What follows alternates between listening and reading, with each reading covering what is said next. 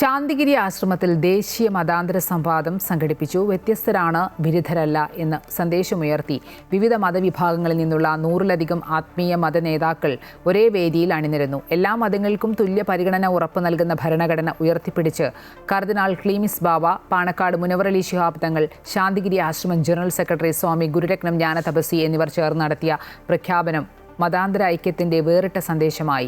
തിരുവനന്തപുരം മാതാ അമൃതാനന്ദമയി മഠം കൈമന മഠാധിപതി സ്വാമി ശിവാമൃതാനന്ദപുരിയും സംവാദത്തിൽ പങ്കെടുത്തു.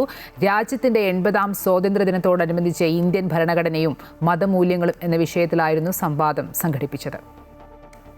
സംസ്കാരവും ഭരണഘടനയും വ്യത്യസ്തമായ രണ്ട് ഘടകങ്ങളാണ് എന്ന് നാം തെറ്റിദ്ധരിക്കരുത്. ഒറ്റയ്ക്ക് ജീവിച്ച് പരിചയപ്പെട്ടിരിക്കുന്നവർക്ക്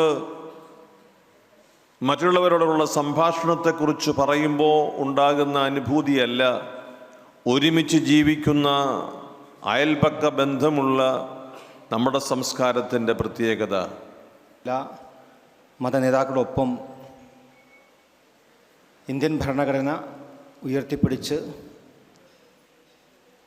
നാം ഇന്ന് ആഘോഷിച്ച ഈ ആഘോഷമാണ് the most remarkable celebration in my life.